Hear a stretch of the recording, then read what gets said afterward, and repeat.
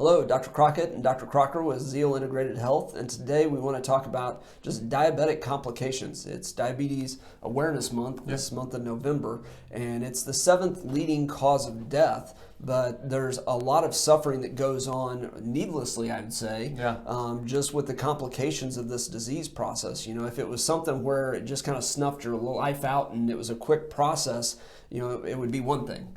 But usually there's years and years of it affecting your daily activities and really your quality of life. Yeah, it's huge. Quality of life is probably one of the biggest things that get affected by this.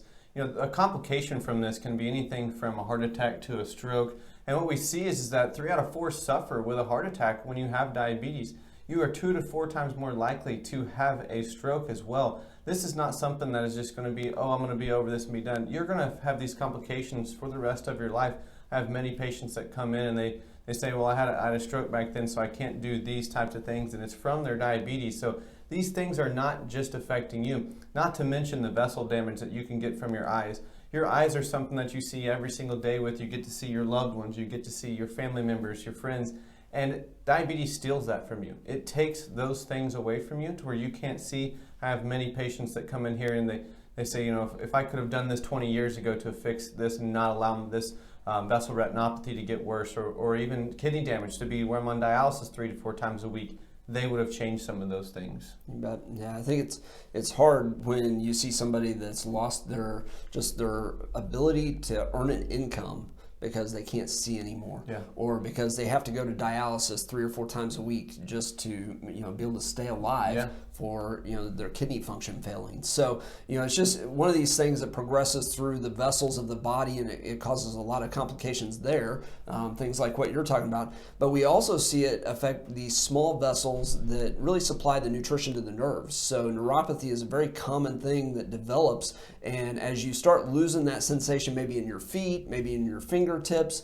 you know, just the quality of grip, you start dropping things, but also balance. So you see diabetics suffering from falls, you know, and breaking bones and fracturing bones, and of course that can affect the elderly's quality of life really fast. But you also see that lead to sores that don't get addressed, and that leads to amputations. So it's just this progression of things that can get very, very serious. I was literally talking to one of my colleagues, and he said his brother had diabetes, and, you know, obviously right now we're in this COVID crisis, but he ended up getting into the hospital from a blister on his foot, and they took a piece of the foot, and it continued to progress, and he ended up taking the rest of the foot. It progressed up into the leg. They took from the knee down, and then eventually had to take from the hip down, and he ultimately died from this sore. And this was when nobody could go visit him at the hospital at all because of, you know, the COVID virus being around, and they just weren't allowing people to go in and visit.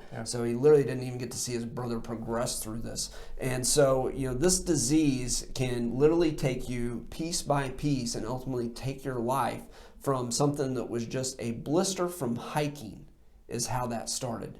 And just because sugars aren't, you know, controlled, the diabetes isn't controlled and not managed, and not good blood flow to really fight that infection.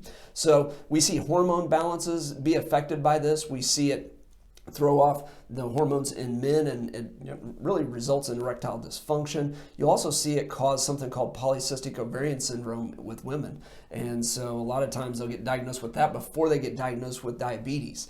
And then the other thing that we see, and a lot of people don't talk about this, but it really affects how the brain works. And so we see a lot of anxiety and depression. When sugars are elevated, the brain doesn't work really well when that happens. And so there's a lot of brain fog, and your cognitive thinking ability probably is diminished a little bit with this. So, you know, there's a lot of complications that are, you know, small, and you think, well, if this is all it is, it's not that big a deal. I'll deal with it. I'll adapt. I'll adjust. You know, I think as humans, we're great at doing that, but they don't stay there. They continue to progress. This disease continues to sneak up on you. So, you know, it is Diabetes Awareness Month. I want to make sure that everybody's getting their fasting glucose checked. I want to make sure that you're getting your A1C checked.